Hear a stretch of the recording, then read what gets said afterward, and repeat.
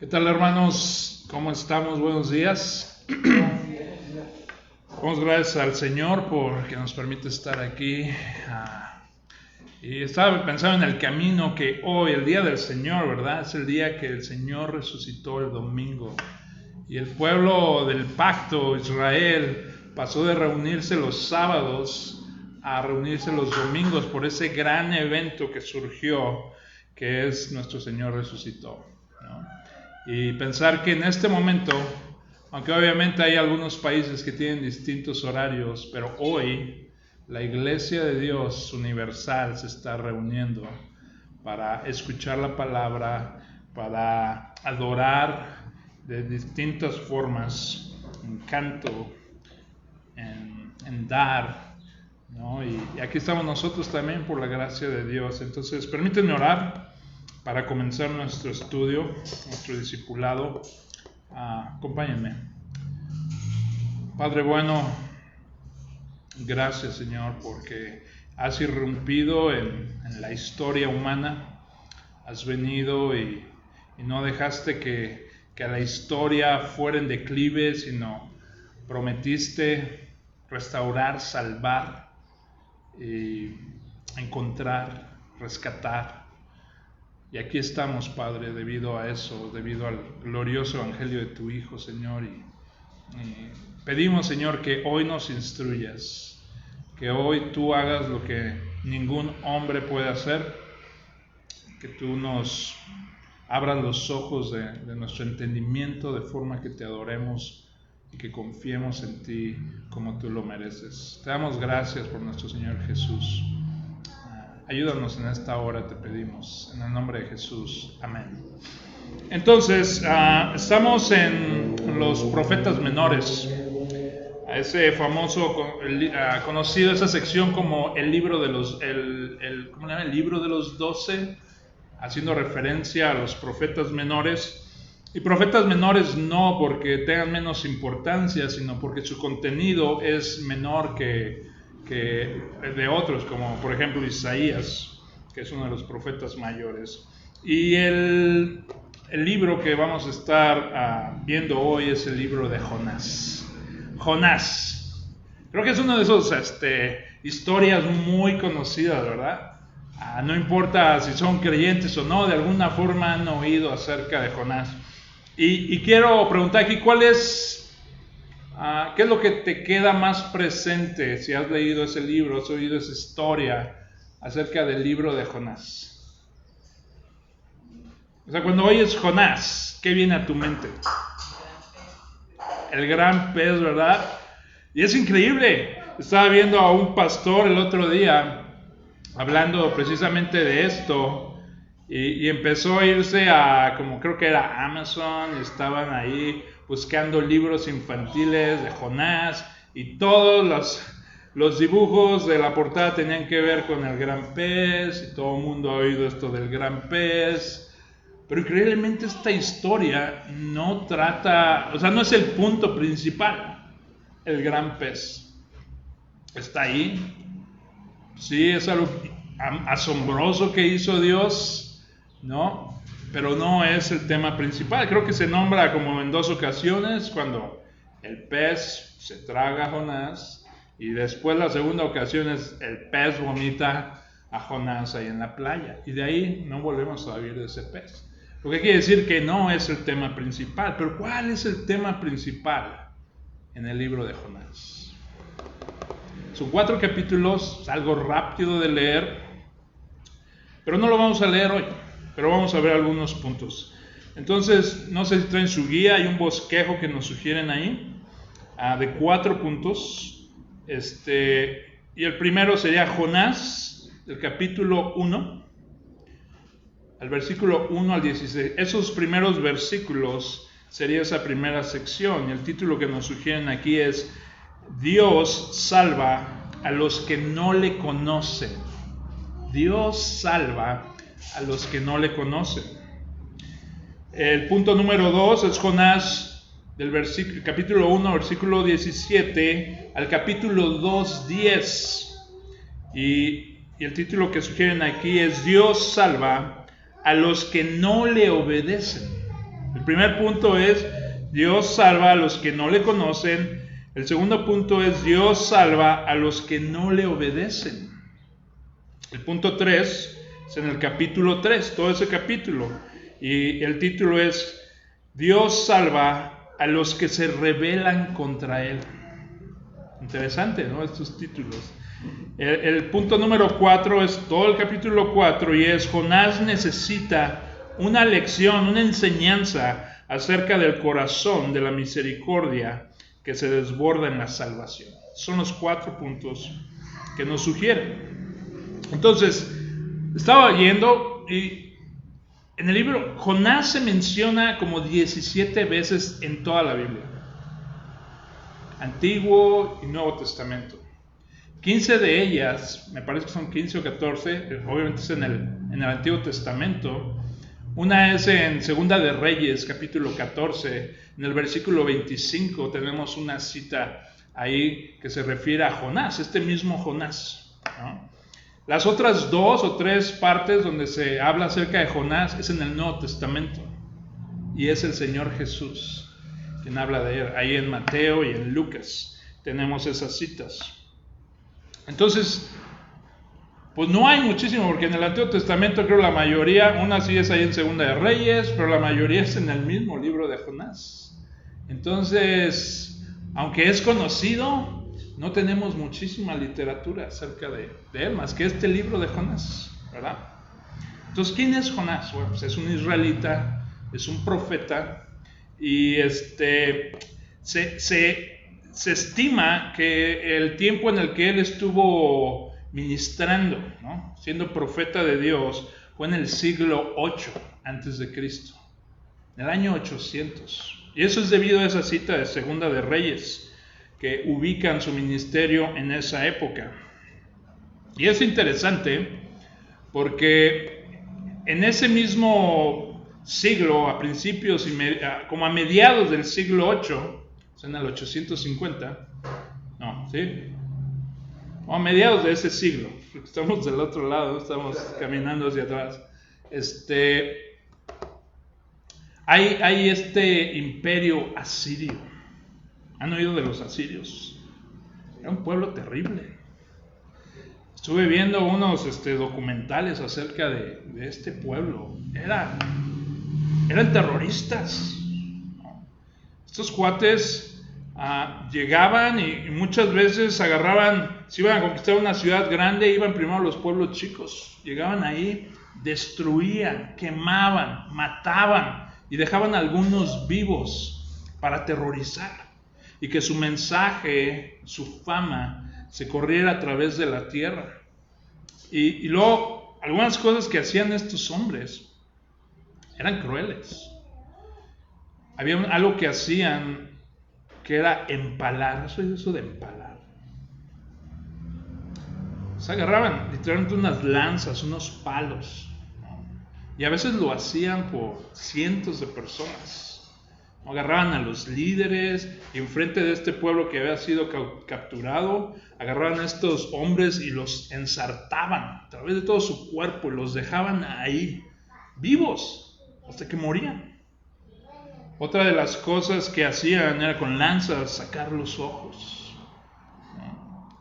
Otra que estaba hablando con mi suegra esta mañana de esto, es de que algo que les gustaba hacer era tener este tipo como banco hecho de piedra y amarraban ahí al rey que habían capturado y enfrente de todo su pueblo con una piedra empezaban a arrancarle toda la piel mientras él estaba vivo.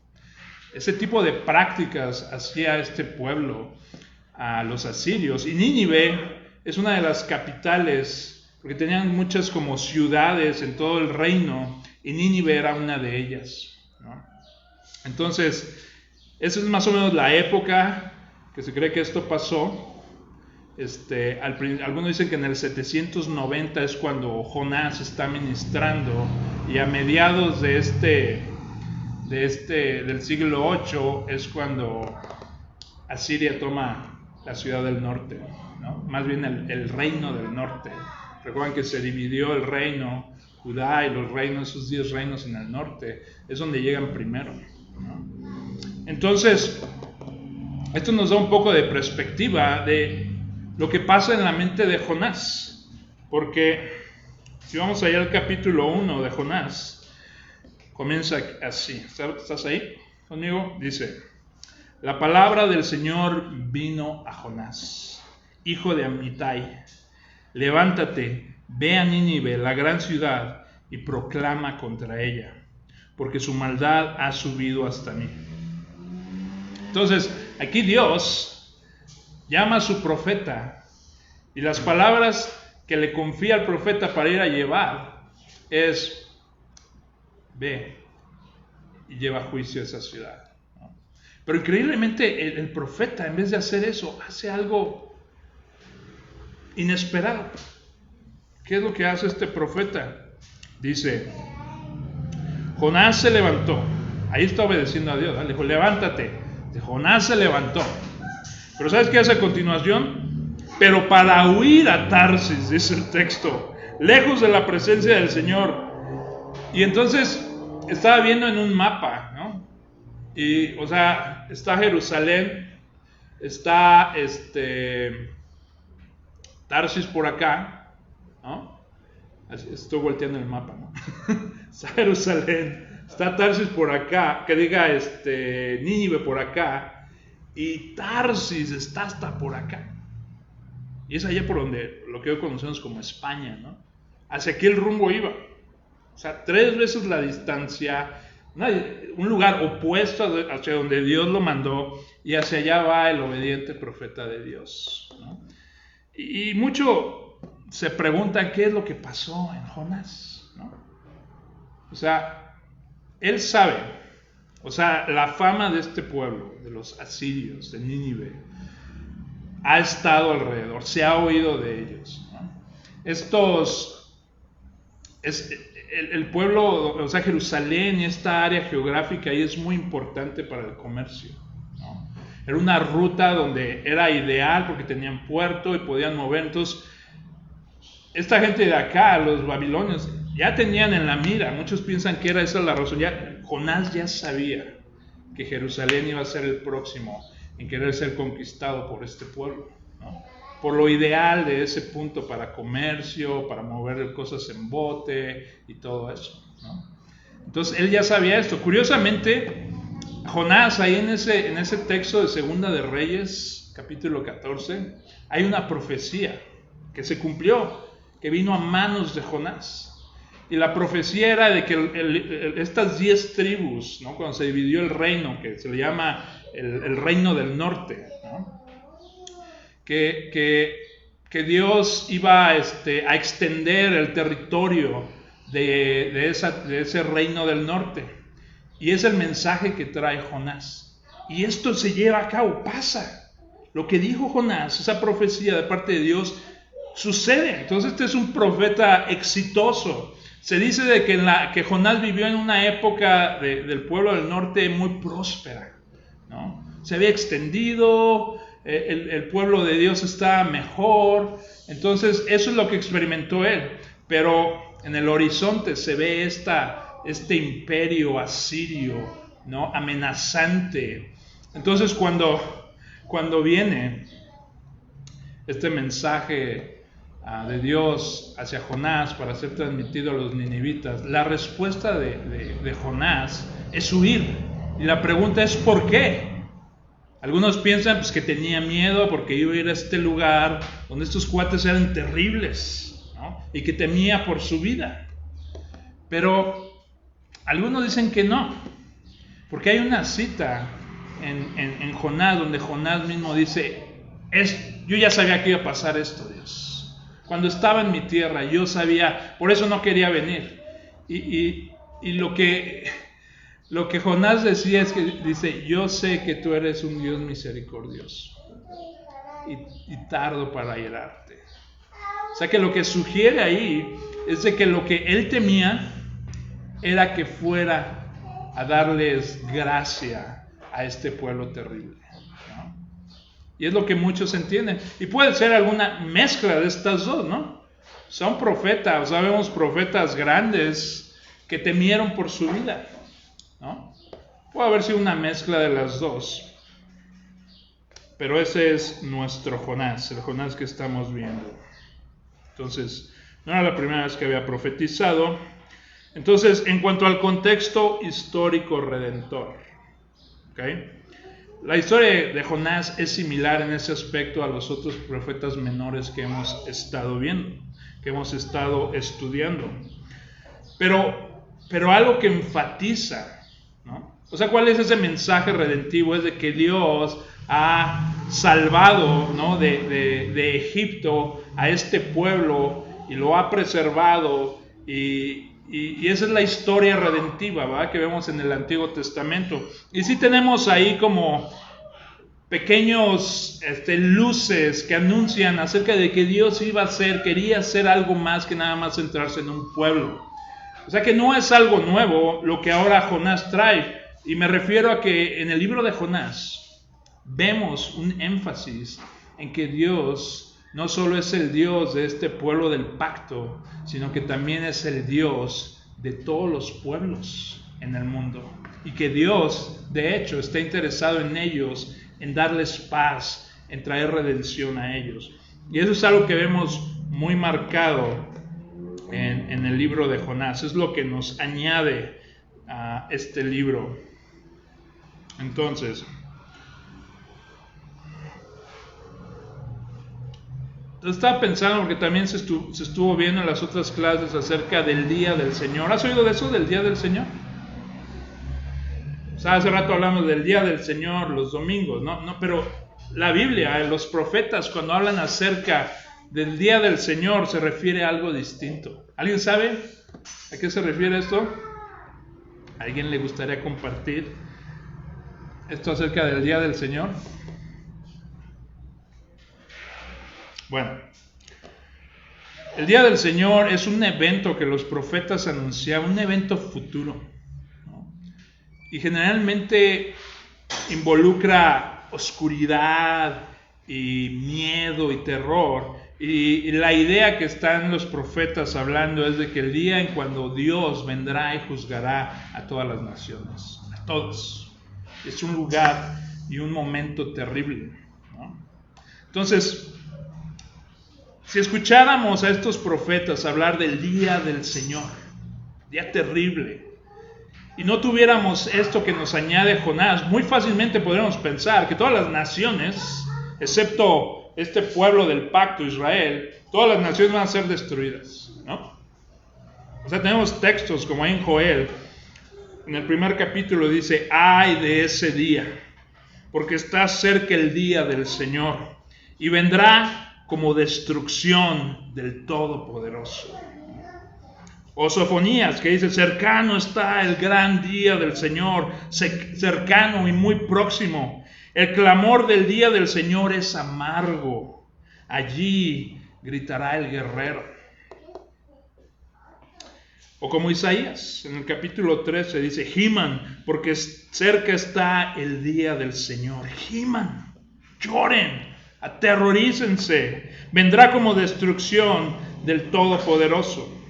O Ezequiel, que lo dice de esta forma: porque cerca está el día, sí, está cerca el día del Señor, día de nubarrones, la hora de las naciones.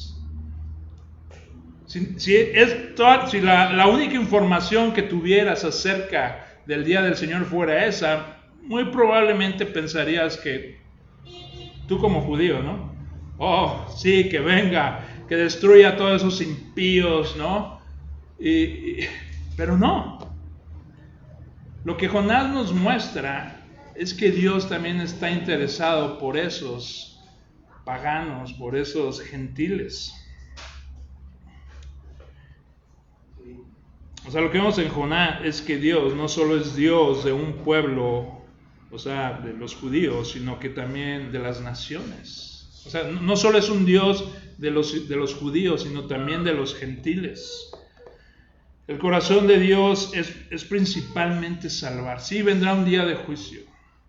Pero recordando, creo que es en Pedro que le dice: hey, nada ha cambiado desde el día de nuestros abuelos. ¿Dónde está todo esto que dices que va a venir y que el gran juicio? Y Pedro dice: hey, no te confundas. Dios está siendo paciente y misericordioso. ¿Para qué? Para que te arrepientas, para que te pongas a cuentas de Él. Y la forma de ponerte a cuentas con Él es a través de su Hijo Jesucristo, de su vida, de su muerte, ese sacrificio perfecto, de su resurrección. Si pones tu confianza en Él, tendrás vida eterna, paz, perdón. Es el glorioso mensaje del Evangelio. Dios está dispuesto para salvar a las personas, incluso cuando el mensajero no quiere llevar ese mensaje glorioso de paz, ¿no? Ahí vemos a Jonás yéndose a Tarsis, ¿no? Y la pregunta es ¿por qué? Bueno, él mismo la responde más adelante, no quiero que los perdones. Entonces, pero es curioso porque en el primer capítulo que leemos, Dios no dice quiero que se arrepientan, quiero salvarlo. Dice, hey, su maldad, como dice, levántate, ve a Nínive, la gran ciudad, proclama contra ella, porque su maldad ha subido hasta mí. Es lo único que le dice. No le dice, también dales por ahí en tu mensaje de juicio, de destrucción.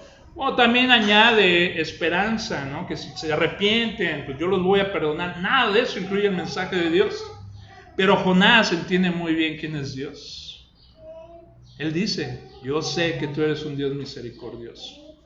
Entonces él sabe, y este es uno de los temas a través de la Biblia, es de que siempre, en medio del juicio, siempre hay una esperanza. Cuando Dios se levanta y manda a sus profetas, siempre hay una esperanza ahí metida, ¿no? Si no se arrepienten, esto pasará. Y eso nos ayuda a nosotros, ¿verdad? Cuando vienen problemas a nuestras vidas, ¿no? Dolor, sufrimiento, a través de los lentes de la Biblia podemos entender que hay un propósito en esto, ¿no? Aún con una disciplina fuerte de parte de nuestro Dios Padre, sabemos que tenemos esperanza, que esta disciplina es para bien, que hay un plan de amor de parte de Dios hacia nosotros. Y esto es algo que vemos. En su plan obviamente es salvar a los ninivitas, pero el profeta no está de acuerdo con el mensaje de su Dios. Entonces, ¿cuál sería el tema en Jonás? Obviamente, estábamos hablando hace rato para los que acaban de llegar, de que ¿cuál es lo primero que piensas cuando oyes Jonás? ¿Y qué es? El gran pez, ¿verdad? Todos los libros de niños, películas de niños se centran en este evento, pero ese no es el tema principal. Hablamos de que si apenas se menciona el pez en 2 ocasiones, cuando se traga a Jonás y cuando lo vomita en la playa, y eso es todo. Obviamente no es el tema central. ¿Cuál es el tema central de esto? Bueno, nuestro estudio nos sugiere la salvación de todas las naciones es la obra soberana de Dios. La salvación de todas las naciones es la obra soberana de Dios. Y eso es lo que vamos a ver en este libro. Pero otra de las preguntas es, ¿qué es Jonás? ¿Qué tipo de literatura es? ¿Qué pensarías tú? ¿Qué responderías a esto? Si alguien te pregunta, oye, ese libro de Jonás, el gran pez, y la calabacera, y el gusano, ¿de qué se trata eso? ¿Es alegoría? ¿Es una parábola? ¿Es un mito? ¿O son eventos históricos? ¿Realmente Jonás existió? ¿Realmente todo eso pasó? ¿Cómo responderías a eso? Porque te lo van a preguntar alguna vez. Y si no te lo habían preguntado, te lo acabo de preguntar. ¿Cómo responderías a eso? ¿Qué es Jonás? ¿Alegoría, parábola, mito o hechos históricos?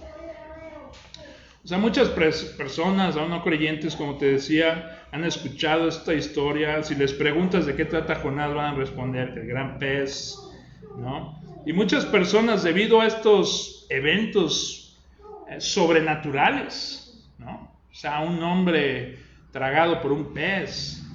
Y no, pues los peces no se pueden tragar a los hombres. Dicen, no, es que era una ballena. Y tratan de hacer sentido de esta historia, ¿no? Y no, pero ¿qué onda eso de la calabacera que en una noche creció? Y luego que en una noche Dios hizo un gusano ahí que se la comiera. No, esa es parábola.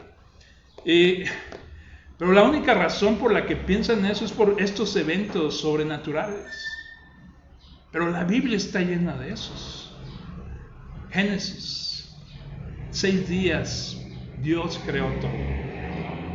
La resurrección, ángeles, criaturas, que si las vieras te caerías como muerto al piso del temor, de la impresión. La Biblia está llena de estos eventos. Y si eres creyente, tu vida en Cristo es un milagro, es un evento sobrenatural. Donde estabas muerto, Dios te da vida, los deseos de tu corazón son cambiados y eres cambiado de un reino de tinieblas a un reino de luz. Son eventos sobrenaturales que Dios hace en nuestras vidas, al igual que estos, ¿no? Entonces, la forma en que Jesús trata con este libro. Tenemos ahí en Lucas, en Mateo, referencias cuando dice, así como Jonás estuvo en el pez 3 días, así el Hijo del Hombre estará en el corazón de la tierra 3 días y 3 noches, ¿no?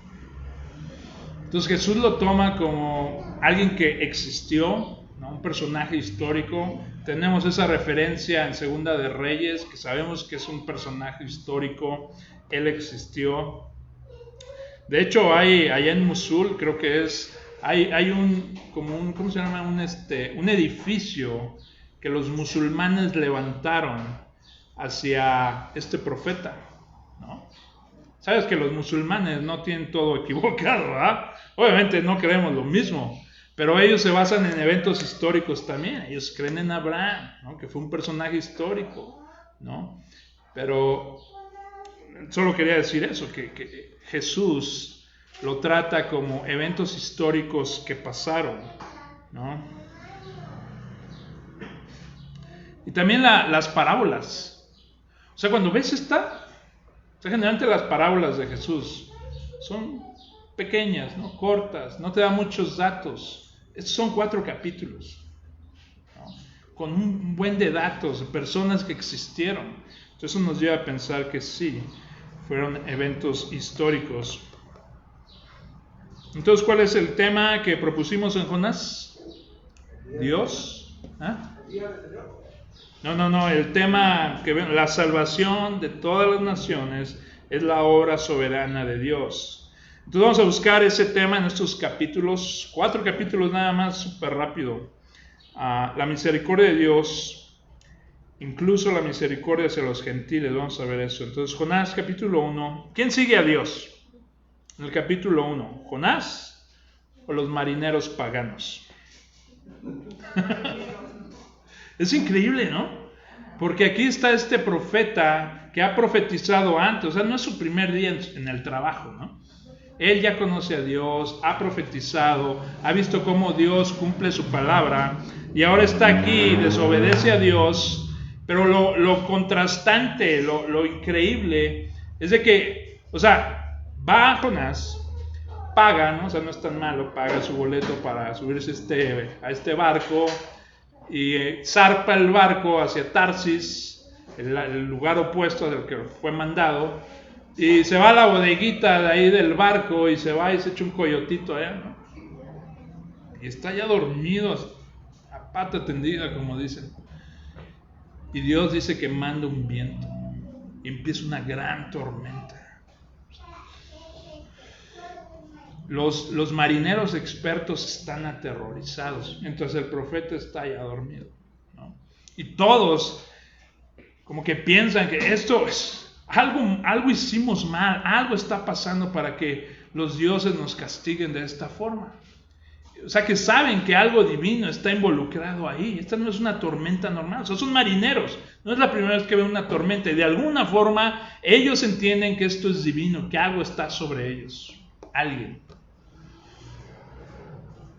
Y deciden echar suertes, ¿no? Pero antes de esto se dan cuenta que Jonás está allá abajo dormido y lo despiertan. Dice, hey, ¿qué haces aquí dormido? No, es que vamos a morir. Mejor ora a tu Dios a ver si nos escapamos de esta, ¿no?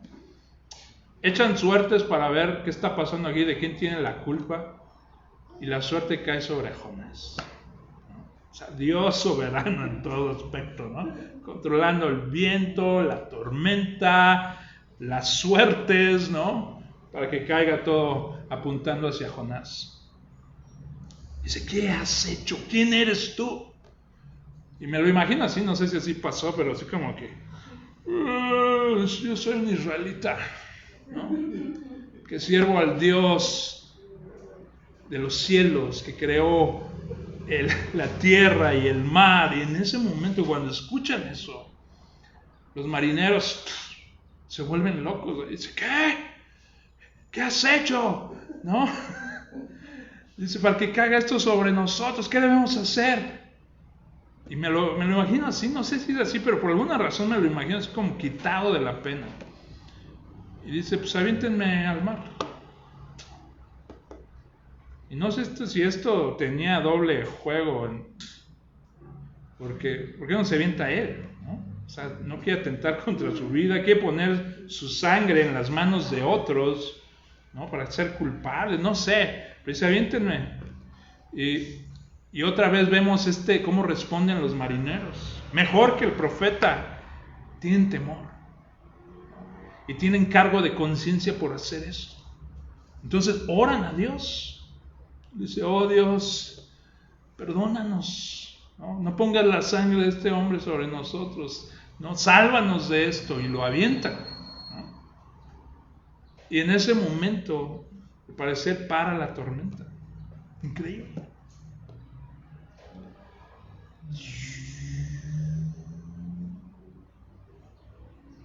Y dice que Dios preparó un pez. Y este pez llega y traga al profeta. Entonces, ¿quién está siguiendo al Señor aquí? Obviamente no el profeta. Estos gentiles están manifestando más rasgos de temor y de confianza en Dios que el profeta. Bueno, el capítulo 1 termina cuando los marineros arrojan a Jonás por la borda. Y Dios provee este gran pez para tragarse a Jonás. Y estuvo Jonás en el vientre del pez 3 días y 3 noches. Hace unos meses escuché a un pastor presbiteriano en Estados Unidos, reconocido y respetado.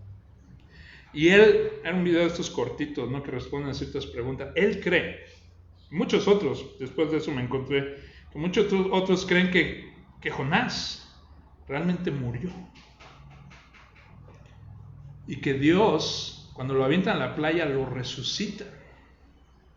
Y por eso cuando hallamos citas de cómo Jesús se compara a Jonás, que estuvo, así como él estuvo allá en el pez 3 noches o 3 días, ¿no? Así él pasará igual. Y Jesús no estaba vivo cuando estaba en la tumba, ¿no? Pero cuando lees también, ya con calma después léelo, después cuando Jonás clama a Dios, te empieza a llevar en un viaje donde no está dentro del pez, sino donde él va hundiéndose. Y dice que sus cabellos se enredaron con las algas y estuvo en las raíces de las montañas, ¿no? ¿Y cuánto tiempo un hombre se puede ahogar? O sea, rápido, ¿no? ¿Qué? 4 minutos, estás muerto, ¿no? 5 minutos, ¿no? Entonces, muchos piensan que él murió realmente. Y en sus últimos instantes de conciencia, él clama a Dios. Y Dios manda este pez. Yo siempre me imaginé como que el gran pez estaba ahí al lado del bote esperando su snack, ¿no?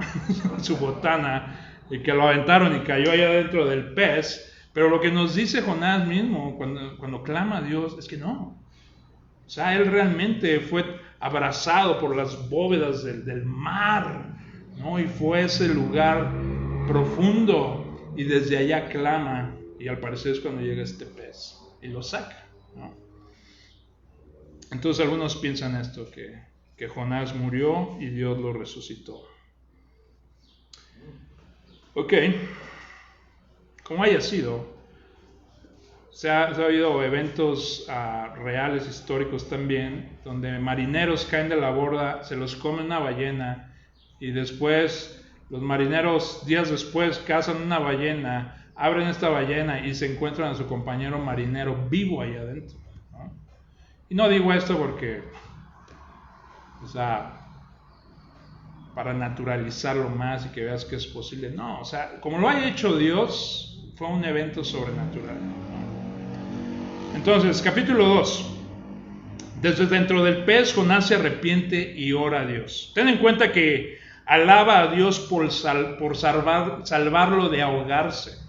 O sea que al parecer aquí la razón por la que alaba a Dios es porque experimentó muy cerca la muerte, clama a Dios, Dios lo salva, y por eso está agradecido, ¿no? Jonás sabe que incluso si va a morir dentro del pez, aún debe reconocer la bondad y la misericordia de Dios.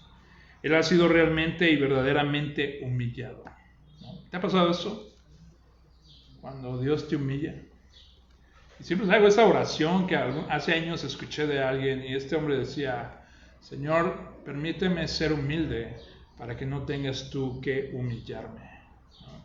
Esta idea de cuando Dios te humilla, usa cosas, ¿no? que no son cómodas, que no son agradables para ti, pero que la meta de Dios es llevarte a ver quién eres tú realmente, ¿no? Alguien pobre en espíritu, ¿no? Alguien que no tienes nada, que si recibiste la misericordia de Dios es por pura gracia y que no es porque tú lo mereces, ¿no?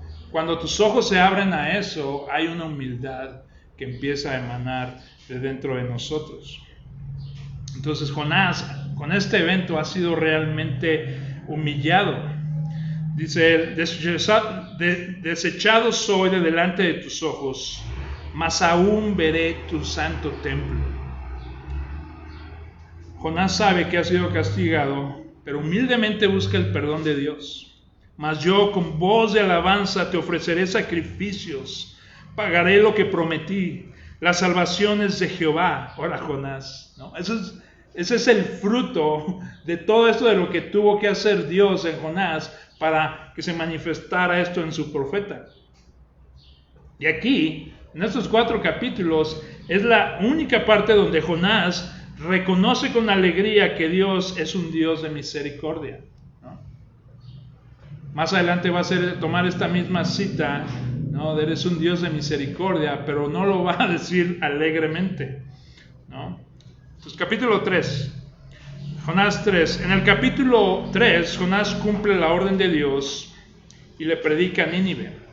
Entonces, Dios nuevamente, después del evento del gran pez y de cómo Dios lo salva, lo humilla, ¿no? Lo salva de su egoísmo, lo salva de ese corazón perverso que trae ese profeta, ¿no? Y después de esto Dios le dice otra vez: Jonás, levántate y ve a Nínive, ¿no? Y esta vez dice: sí, yo voy, ¿no? Y ella va, ¿no? Y llega, y lo que estaba viendo en unos documentales es que era una ciudad grande. O sea, así este pueblo, como decía al principio, era un pueblo terrible. Eran terroristas. También eran increíbles en su arte, en las artes, en cómo administrar. Dicen que Nínive, está como al norte, Nínive, de una ruta que era muy importante para el comercio, y esta Nínive está ahí al norte. Como dicen que como a 300 kilómetros de Budapest, me parece. Perdón, no tengo ese dato seguro, pero si lo ves en el mapa no está muy lejos, ¿no? Y esta ciudad llegó, en el tiempo de Jonás dicen que no era la capital de Babilonia, de los asirios, ¿no? Pero que más adelante, unos 30 años después, se vuelve la capital, el lugar más importante. Pero en ese lugar había como una gran librería, ¿no? de muchos escritos, y no sé si has visto esos obeliscos con unas figuras bien curiosas. Ellos engrababan en estos obeliscos todos los datos históricos de sus guerras y qué pueblos conquistaban, ¿no?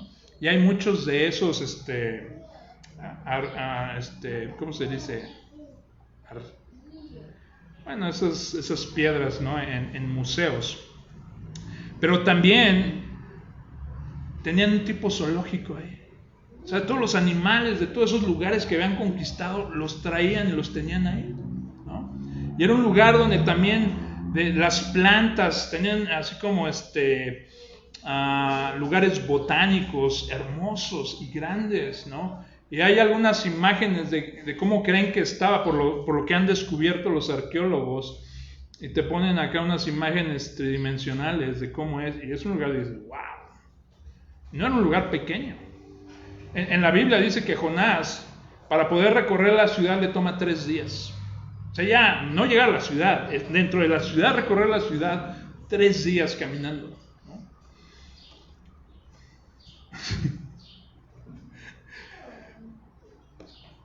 Entonces, es interesante que Jonás, cuando lo mandan, solo predica acerca del juicio, ¿no? Y nada más son como 7 palabras que vemos ahí en ese capítulo. Y, o sea, que aún ahí, él no está convencido de que los ninivitas deban de ser perdonados. Él todavía cree que si él predica ese mensaje, lo que va a pasar es que se van a convertir. Dios los va a salvar. Y él todavía en su corazón no quiere eso. Está molesto por eso. Entonces manda un mensaje, es como si se estuviera autosaboteando, ¿no? Es como si yo aquí te empiezo a predicar de puro juicio, y no te predico nada acerca del evangelio. Si yo te predico acerca de que tienes que ser perfecto y que tus deseos deben estar correctos y que toda tu atención debe estar aquí en este mensaje y que si no lo haces bien vas a ser destruido, he fallado en mi mensaje, el mensaje de las Escrituras, porque lo que las Escrituras nos dice es que el problema está dentro de ti, que no hay nada que tú puedas hacer, pero que Dios sí, ¿no? Y para eso es el mensaje del Evangelio, que trae paz, pero que también trae transformación, ¿no? Y que tu corazón puede ser cambiado. Jonás no hace esto, no habla de la gracia, de la misericordia de Dios, y él conoce estos. Lo ha experimentado. Dios fue misericordioso con él unos días antes, ¿no?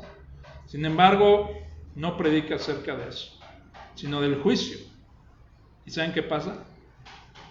Imagínense este pueblo terrible, ¿no? Endurecido por su violencia, ¿no? ¿Sabes qué pasa? Se arrepiente.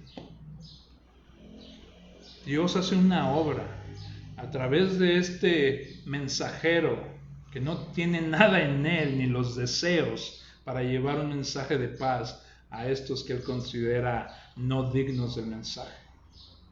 Él quiere destrucción para ellos. Y llega con un mensaje a la mitad, pero Dios está en control de todo esto. La soberanía, la salvación de Dios es soberana, incluye a los gentiles. Y se empiezan a compungir de espíritu. Y vemos esto de que se visten de silicio, ¿no? Y se echan ceniza sobre ellos. ¿Sabes qué es el silicio? ¿No? Yo tampoco lo sabía, lo había oído. Y tal vez alguna vez lo oí, pero no lo tenía muy fresco. Pero el silicio realmente era una túnica, ¿no? Algunos dicen que era de negra, de piel de chivo, ¿no? O de cabra. Y era una piel que no era suavecita, era rasposa. Y se ponían esto sobre ellos como en acción de luto, de que están reconociendo que han hecho mal. Y la ceniza igual, hay varias partes en la Biblia donde se ve esto. Y hacen eso, pero no solo con ellos, también a los animales. Entonces no tenemos ningún récord de que Jonás realmente llegó hasta el rey para decir el mensaje. Al parecer, el mensaje llega al rey, pero de segunda mano. ¿Y sabes cuál es la respuesta del rey? La misma. Se humilla, se arrepiente, reconoce y manda un edicto de que todos en Nínive van a entrar en ayuno. Animales y personas, todos absolutamente, y que se vestirán de silicio y se echarán ceniza, y así pasa. Y lo que dice el rey es, vamos a ver si así Dios voltea hacia nosotros y nos concede misericordia y nos perdona y nos salva. Increíble, ¿no?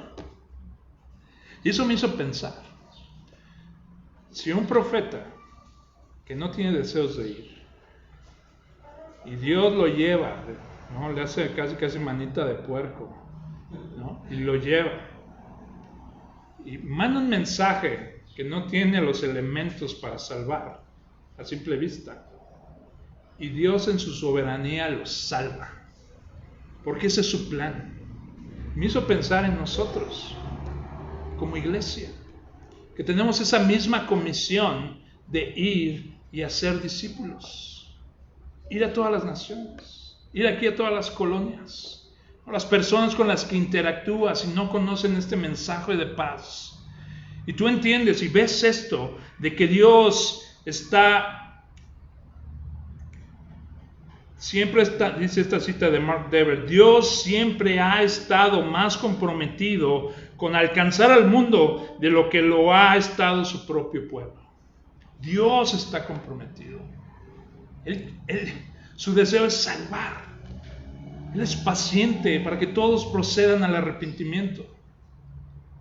Y si llegamos a confiar en eso, a creer eso y a caminar en base a esa creencia, ¿no? Y tomamos la gran comisión de nuestro Rey resucitado de ir y hacer discípulos y enseñarles todo lo que Él nos enseñó. Y que Él promete no solo que nos envía, sino que Él va con nosotros y que estará con nosotros hasta la segunda venida, hasta cuando se dé el día del Señor. Siempre estará con nosotros y que no tenemos que temer de nada, que aún los ataques de el Satán sirven para nuestro bien, que no hay nada que pueda obstruir el plan de salvación de Dios. Si creemos eso, revolucionaría todo en nuestras vidas, en nuestra congregación, ¿verdad? Y aún yo sé que hay personas aquí que lo están convencidos, y aún Dios tiene un plan en medio de todo esto. Él tiene sus tiempos. A veces no vemos nada cuando hablamos o visitamos, pero Dios está haciendo germinar esa semilla que ya ha sido plantada, y en su tiempo reventará y dará su fruto. Pero esto sirve de gran ánimo. Entonces,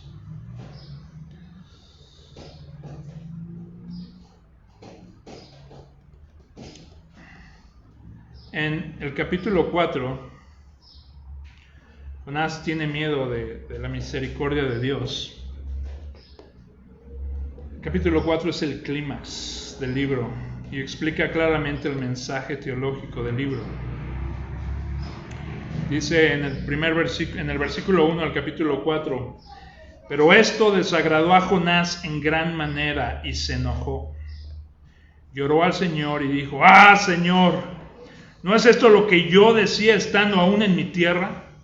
Por eso me apresuré a ir a Tarsis, porque sabía yo que tú eres Dios clemente y piadoso, tardo en enojarte y de gran misericordia, y que te arrepientes del mal anunciado. O sea, este carácter que nosotros celebramos, porque somos recipientes de eso, de la misericordia, de la paciencia de Dios, que un día éramos hijos de ira y después ahora somos hijos de Dios. Ese mensaje el profeta lo usa en contra de Dios, como un ataque, ¿no? Le trata de voltear la tortilla a Dios. Y es la razón de su molestia.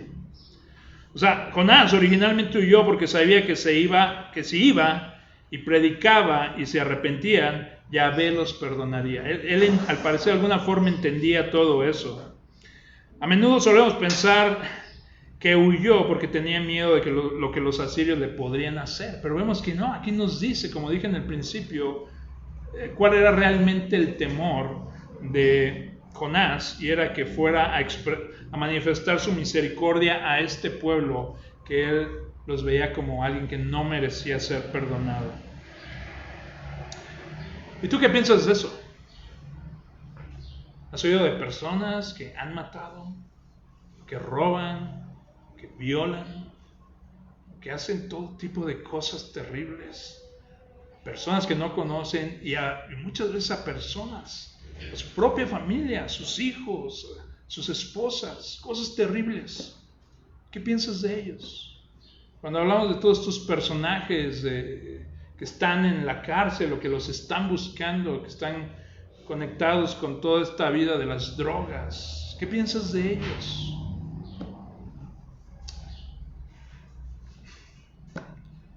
A veces no tenemos el corazón de Dios, ¿verdad? O que esa persona que tú has invertido tu vida tratando de ganarla para el Señor, y has invertido tiempo, dinero, oración, lágrimas, y de repente se voltean y te acuchillan en la espalda.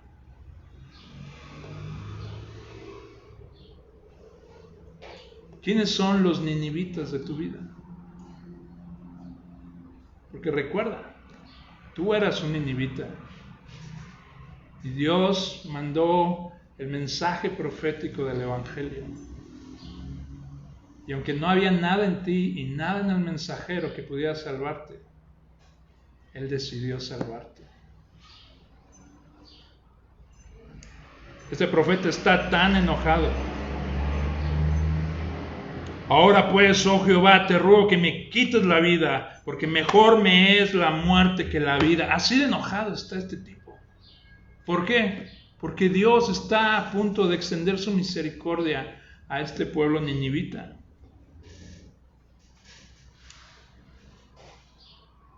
Y dice, o sea, da su mensaje y dice que se va al oriente de la ciudad, me lo imagino así como en una colina. Dice que se está porque había un calor tremendo ahí. Ahora que estuvimos en Juárez, tuvimos una pequeña probadita y los hermanos decían que pues, nos tocó buenos días porque no hacía tanto calor. Pero imagínate allá, en esas tierras lejanas. Y este hombre se pone acá como hace algo ahí para cubrirse del sol. Y la idea es como que está esperando, casi como haciendo chonguitos, que la misericordia, que este mensaje de juicio no los lleve a arrepentirse, porque si no Dios lo va a perdonar. Y se me lo imagino así como ahí esperando que caiga la ira, ¿no? Y está ahí. Y Dios hace algo, ¿sabes qué hace? Otro milagro. Y hace que una calabacera crezca en una noche y cubra a este profeta. Y el profeta está agradecido. ¿Te has puesto? Es cuando está bien un calor tremendo y te metes abajo de un árbol y se siente el cambio, ¿no? Ya me imagino a este profeta ahí, agradecido por la plantita y tal, echándole un poquito de agua, no sé, pobrecita, hay que cuidarla. Gracias, muy agradecido, ¿no? Por esta planta. Pero también Dios hace otro milagro. Hace que crezca un gusano y coma la calabacera y se seque. ¿Y sabes qué pasa con el profeta en ese momento? Se enoja terriblemente. De la misma forma. Y prefiere la muerte, y prefiere morir, todo, está muy enojado con Dios. Y Dios, esto es como una parábola que Dios ha traído a la vida de su profeta, ¿no? Y le dice, mira, tú no hiciste nada por esa calabacera. No la plantaste, no hiciste nada. Sin embargo, ahí está. Y tú estabas agradecido por esa planta. Y lo que le quiere enseñar es de cómo el profeta, que debería reflejar el carácter misericordioso de Dios, está más preocupado por una planta, pero no por 120,000 vidas que están en esa ciudad. Entonces el mensaje de este libro es, o sea, hay dos, siempre se ha oído esto, hay dos campos de misiones en el que caminamos y en los cuales Dios está interesado en trabajar, está interesado en convertir, en transformar. Uno es obviamente el campo misionero, los lugares que vamos, ¿no? Los países o las colonias a las que vas. Dios quiere transformar. Ese es el terreno donde lo que le llaman el campo misional.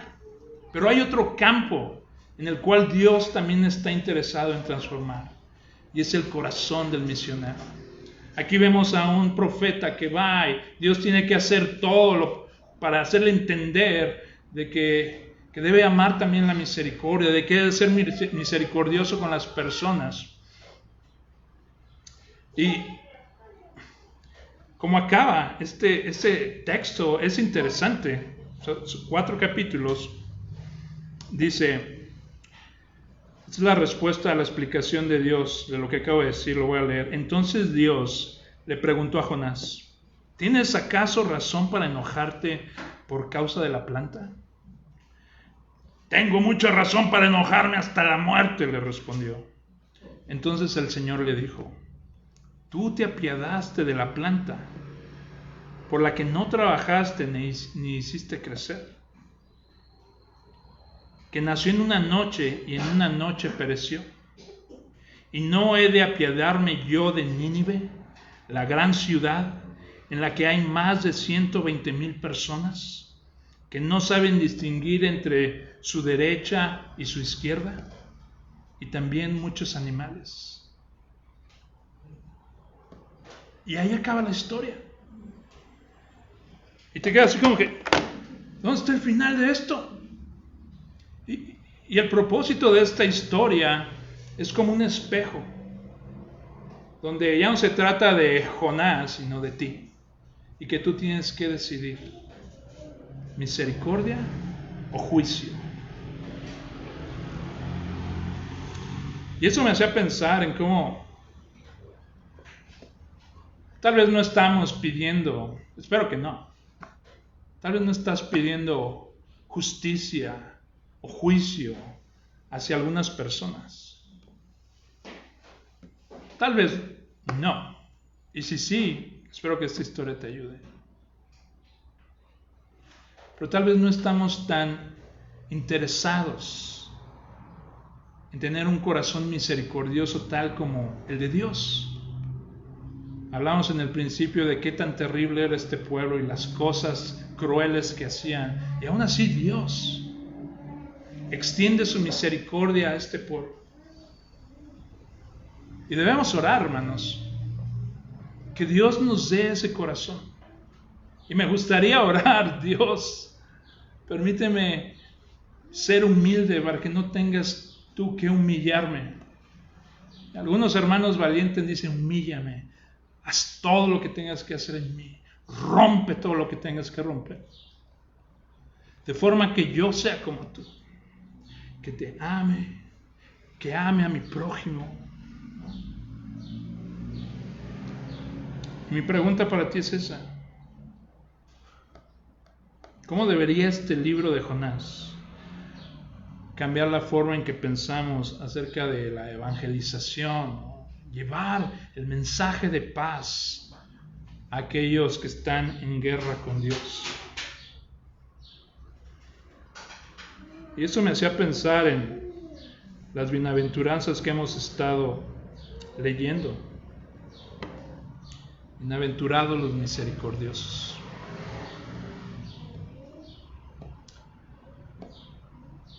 Bienaventurados los pacificadores, porque ellos serán llamados hijos de Dios. Bueno, meditemos en esto. Mientras leemos esta historia, son 4 capítulos, léela con estos lentes, ¿no? Y que Dios nos ayude mientras buscamos ser transformados al acercarnos a Él. Gracias, hermanos.